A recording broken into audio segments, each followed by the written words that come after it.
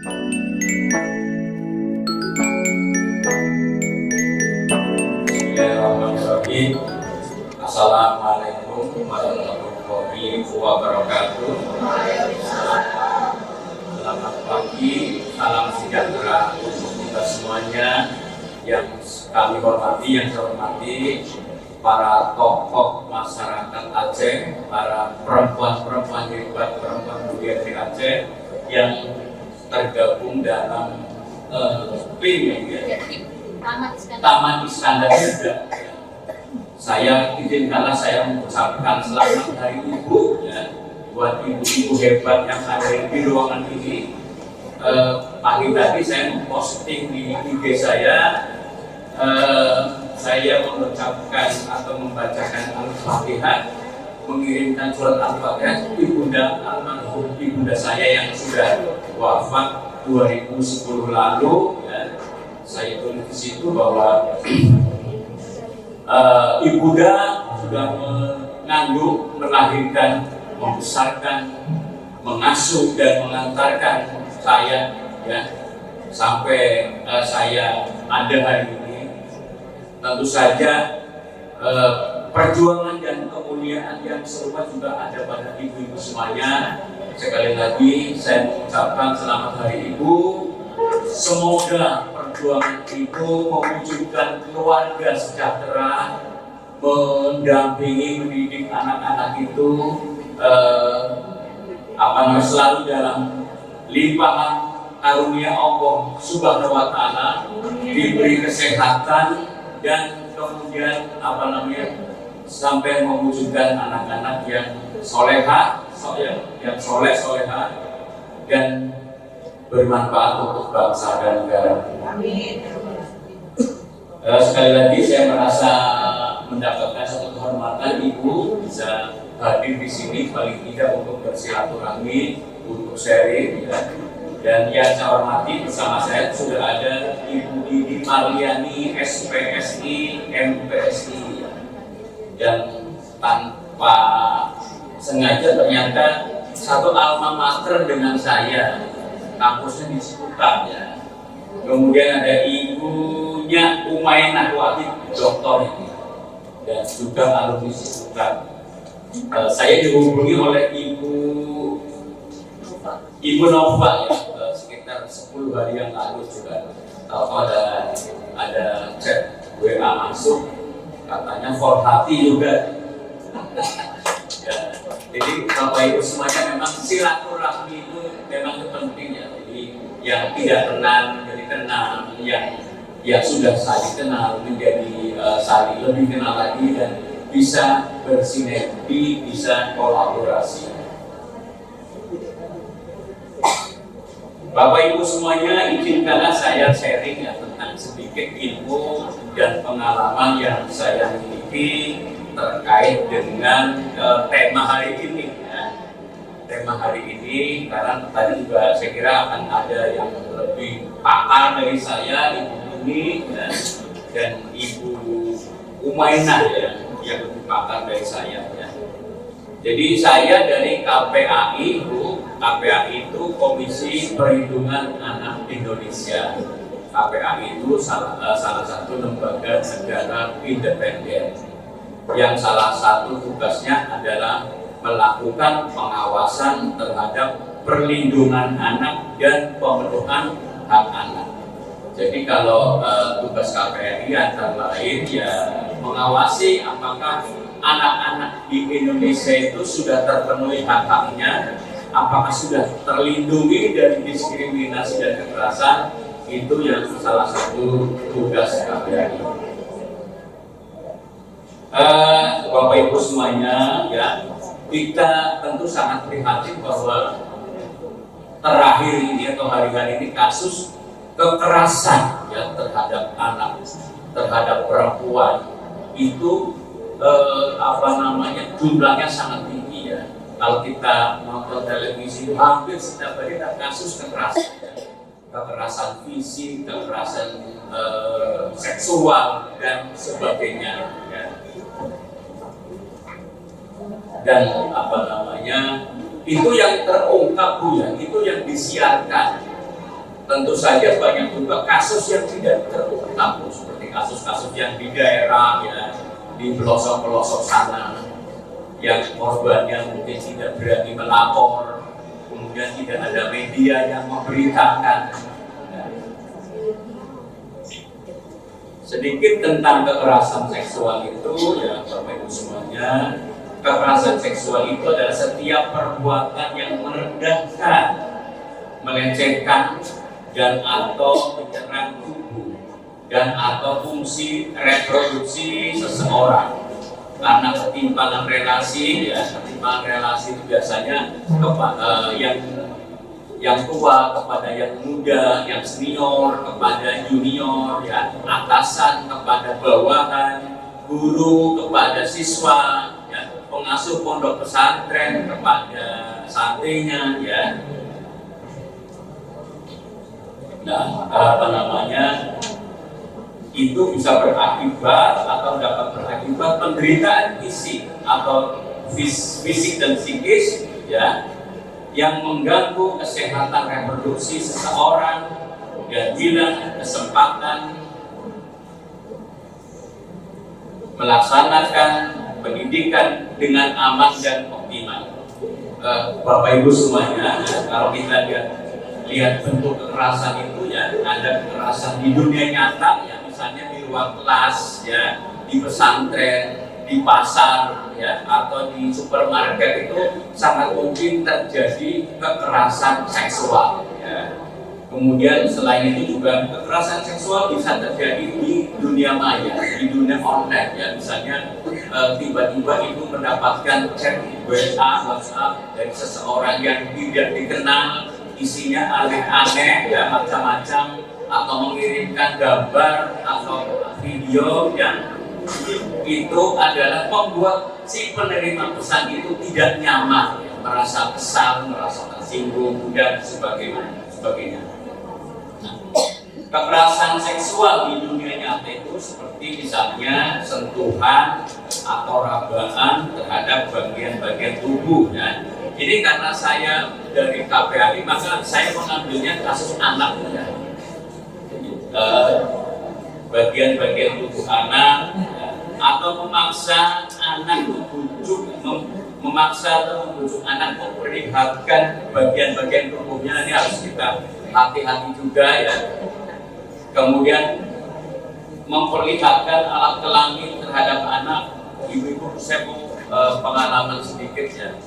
Tahun lalu kami ke Lampung Selatan itu ada kasus 36 siswa SD kelas 6 itu menjadi korban seseorang. Jadi seseorang itu suka kirim pesan lalu mengajak chattingan di WA, kemudian seseorang itu, seorang laki-laki itu melakukan tindakan-tindakan aneh yang masuk kategori pelecehan seksual, termasuk di dalamnya antara lain memperlihatkan, mohon maaf ya, memperlihatkan alat kelamin atau meminta anak-anak untuk membuka baju. Kalau sekarang kan ada video call ya, jadi dengan cara itu orang tersebut melakukan tindakan kekerasan seksual.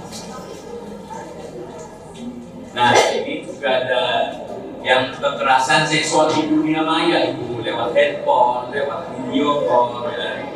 Misalnya mengajak anak menjalin hubungan yang erat, mengarahkan anak untuk melakukan kegiatan seksual, lalu juga mengirim pesan-pesan atau menerima pesan-pesan foto video yang berkaitan dengan seksual.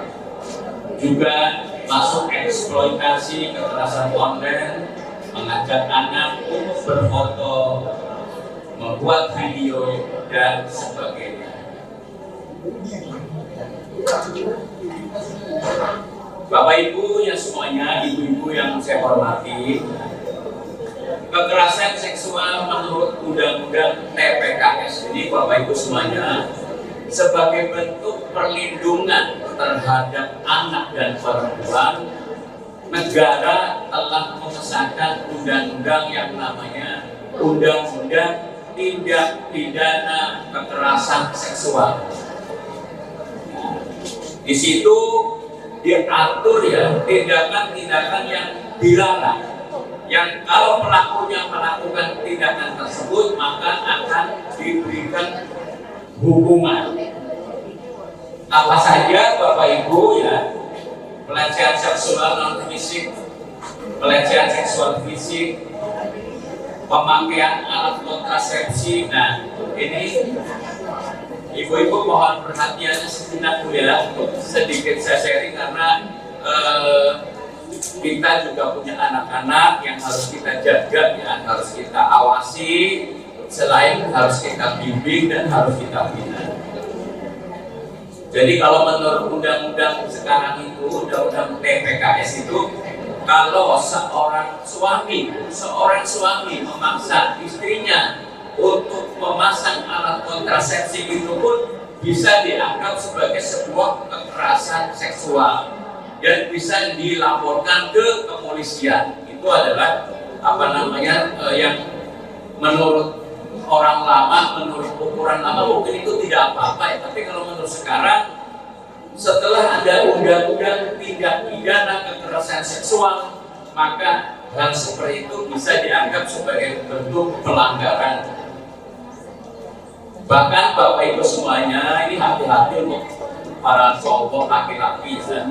Sekarang teguran misalnya cewek godain dong, apa yang misalnya ya, atau kok begitu yang mengarah kepada ujaran seksual itu juga bisa masuk dalam kategori kekerasan seksual. Bapak Ibu, ibu-ibu yang saya hormati, kenapa kita tidak boleh melakukan kekerasan seksual? Kenapa kekerasan seksual itu bisa diancam pidana? Terutama untuk anak-anak ya. Tentu kita menginginkan bahwa anak kita bisa tumbuh, berkembang untuk menjadi anak di masa depan, untuk menjadi generasi muda di masa depan, ya, sesuai dengan cita-cita mereka. Ya, tentu kita bangga kalau anak kita misalnya bisa menjadi psikolog seperti Ibu Diri ini. Ya. Kebetulan saya punya anak bungsu. Satu fakultas dengan Ibu ini baru lulus dan insya Allah mau atau sudah akan meneruskan sebagai ambil profesi psikolog. Nah, karena dampak dari kekerasan seksual itu luar biasa, bisa menghancurkan masa depan anak kita, ya, bisa frustasi, bahkan bisa bunuh diri. Nanti mungkin Ibu bisa menjelaskan bahwa tren atau kecenderungan bunuh diri di kalangan anak-anak sekarang itu sangat tinggi, dan sangat tinggi. Itu tentu harus dikaji ada apa gitu. Lalu dampak dari kekerasan seksual itu tadi bisa hilangnya cita-cita ya, yang tadi anak-anak kita punya cita-cita ingin jadi apa. Tetapi karena menjadi korban kekerasan seksual, maka cita-cita itu bisa pudar, bisa dia akhirnya menyendiri, lebih banyak di rumah, ya, malas berkomunikasi dengan temannya dan sebagainya. Lalu yang juga tidak kalah pentingnya bahwa harus kita waspadai, anak yang menjadi korban kekerasan seksual itu juga berpotensi menjadi pelaku. Nah, dia harus kita waspadai karena mungkin dia dendam dan sebagainya, dan rasa dendam itu dilampiaskan kepada orang lain. Nah, ini ada beberapa tempat-tempat kejadian kekerasan seksual. Slide berikutnya ya Bu ya. Nah, ini ada sekolah nih. Jadi kalau anak kita di sekolah, ibu-ibu jangan kita lepas begitu saja, harus kita pantau ya lewat kalau anak kita bawa handphone kita pantau, juga kita komunikasi dengan guru, kepala sekolah dan sebagainya. Tentu kita juga sering mendengar bahwa ada anak ada anak atau siswa yang menjadi korban kekerasan seksual. Ini kasusnya banyak. Lalu di tempat karaoke, di warnet ini harus kita waspadai. Kalau anak kita misalnya mau ke warnet, kita harus tanyakan dengan siapa, ya kan, untuk apa. Kalau misalnya ingin browsing materi pelajaran dan sebagainya, mungkin bisa di rumah, bisa didampingi orang tua, didampingi ibu dan sebagainya. Di bioskop, ya, di transportasi umum juga banyak terjadi. Banyak orang yang mengambil kesempatan, ya, berdesak-desakan, kemudian dia melakukan sesuatu yang masuk dalam kategori pelecehan seksual. Di rumah, di tempat pesta, di taman bermain dan sebagainya. Nah, kemudian Ibu yang saya hormati, ini juga sesuatu yang sangat menarik, Bu. Ternyata Ibu, para pelaku kekerasan seksual yang dialami oleh anak itu kebanyakan orang dekat. Nah, ini kebanyakan orang dekat. Aneh nggak, Bu? Aneh, ya. Semestinya orang dekat itu memberikan perlindungan kepada anak, memberi rasa aman, menjaga dan sebagainya. Nah, tetapi faktanya banyak juga kasus kekerasan yang dilakukan, kekerasan seksual, juga kekerasan fisik yang dilakukan oleh orang terdekat. Siapa orang terdekat itu? Ayah atau ibu, ya, guru di sekolah, oknum aparat penegak hukum, ya. Di KPAI itu ada data bahwa 9 dari 15 kasus kekerasan, termasuk kekerasan seksual, itu dilakukan oleh orang terdekat, yaitu ayah dan ibu.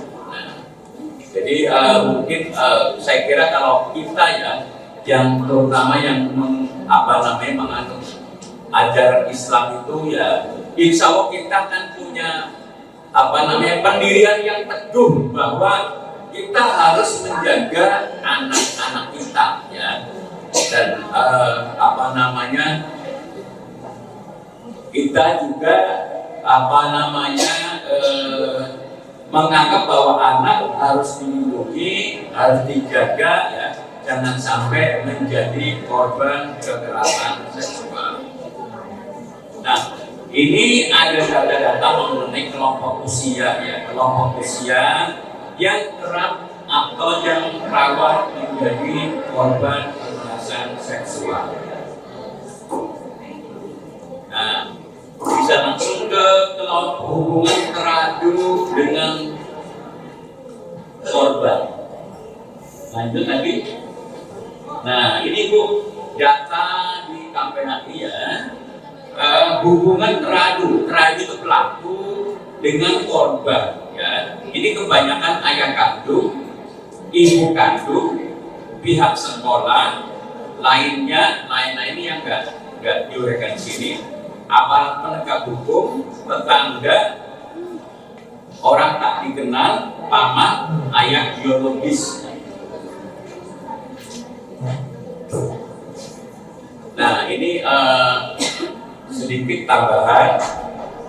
Di Undang-Undang tentang Perlindungan Anak itu sudah memberi peringatan keras kepada orang tua, kepada guru, kepada aparat hukum, kepada para pendidik dan tenaga pendidikan. Jadi kalau mereka itu melakukan kekerasan seksual, ya, melakukan kekerasan seksual, maka hukumannya ditambah sepertiga. Itu sudah ada di Undang-Undang Perlindungan Anak. Itu kan tambahan hukuman itu sebagai bentuk warning supaya jangan coba-coba.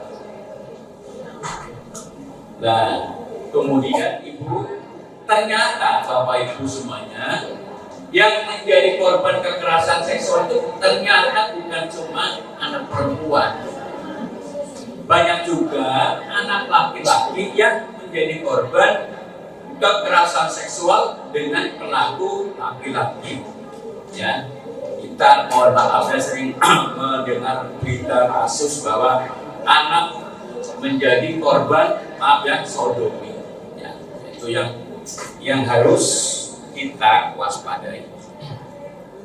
Kemudian apa sih yang harus dilakukan oleh orang tua agar anak tidak menjadi korban kekerasan seksual? Yang pertama, kita harus melibatkan anak dalam merencanakan kegiatan keluarga. Jadi anak itu akan merasa dianggap ya kalau kita libatkan dalam perencanaan. Yang kedua, meningkatkan pengetahuan dan pemahaman tentang kesehatan reproduksi ya. Anak-anak kita harus kita ajari ya. Ada bagian-bagian tubuh yang tidak boleh dilihat oleh orang lain ya. Jangankan dipegang, dilihat juga tidak boleh. Ini harus kita tanamkan pemahaman ini sejak kecil. Kemudian meluangkan waktu untuk melakukan kegiatan bersama supaya anak selalu merasa selalu bersama dengan kita. Kemudian mendampingi anak pada saat anak mengalami kesulitan. Kemudian berkomunikasi, berdiskusi ya dengan seluruh anggota keluarga, terutama anak-anak. Lanjut. Apa yang harus dilakukan oleh orang tua kepada anak supaya anak juga bisa memproteksi diri, menjaga diri? Yang pertama adalah edukasi dini tentang tubuh tadi ya, bahwa ada bagian-bagian tubuh yang tidak boleh dilihat orang lain, tidak boleh dipegang orang lain. Ajarkan anak untuk berani mengatakan tidak ya, kalau anak kita bertemu dengan seseorang yang tidak dikenal, ajak bicara atau mau mendekat atau menyentuh, maka anak kita harus berani mengatakan tidak dan menjauh dan menghindar. Kemudian orang tua dan pengasuh harus peka terhadap situasi ya. Kemudian mengingatkan anak agar waspada terhadap tindakan kekerasan seksual pada saat dia sendiri, mengawasi pergaulan mereka ya. Jadi sekarang kan pergaulan anak bukan cuma pergaulan di dunia nyata ya, di dunia maya juga lebih luas lagi pergaulan. Ini harus kita selalu pantau dengan siapa anak kita berteman, dengan siapa anak kita berkomunikasi, termasuk konten-konten yang diterima dan disampaikan oleh anak kita ya. Kemudian ajari cara mengenal situasi berbahaya dan sebagainya. Nah, ini ada beberapa beberapa pusat pengaduan jika kita misalnya anak kita menjadi korban kekerasan seksual. Di kepolisian itu ada yang namanya di Polsek, Polres ada unit PPK, unit perempuan dan perlindungan anak. Itu ada yang bisa kita melapor. Dan di KPAI juga ada call center-nya yang bisa menjadi kita melapor. Kemudian juga ada pusat pelayanan terpadu pemberdayaan perempuan dan perlindungan anak. Setiap kabupaten kota ada.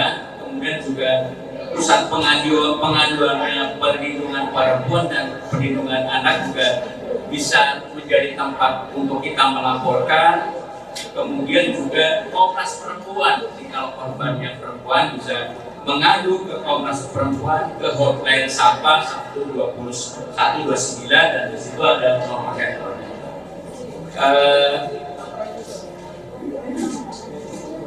Itu yang bisa saya sampaikan, sharing sedikit ya. Nanti saya kira dari narasumber lain akan lebih lengkap, akan lebih komprehensif.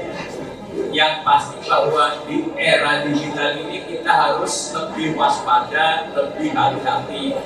Dan saya sedikit, saya ingat ibu, saya tinggal di Jakarta Ibu. Mungkin ibu ada yang ingat kasus Jagakarsa ya, kasus KDRT Jagakarsa ya, seorang pasangan suami istri terlibat KDRT, kemudian 4 anaknya meninggal ya, yang menjadi korban kekerasan dari suami. Ya.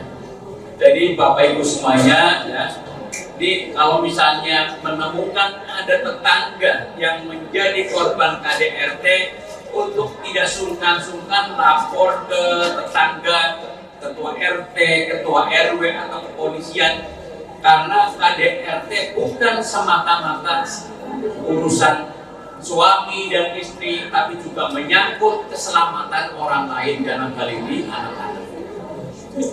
Itu yang bisa saya sampaikan ibu semuanya yang saya hormati. Sekali lagi saya mengucapkan selamat Hari Ibu 22 Desember 2024 untuk ibu-ibu yang hebat dan untuk ibu-ibu yang mulia. Terima kasih. Wabillahi taufiq wal hidayah. Assalamualaikum warahmatullahi wabarakatuh.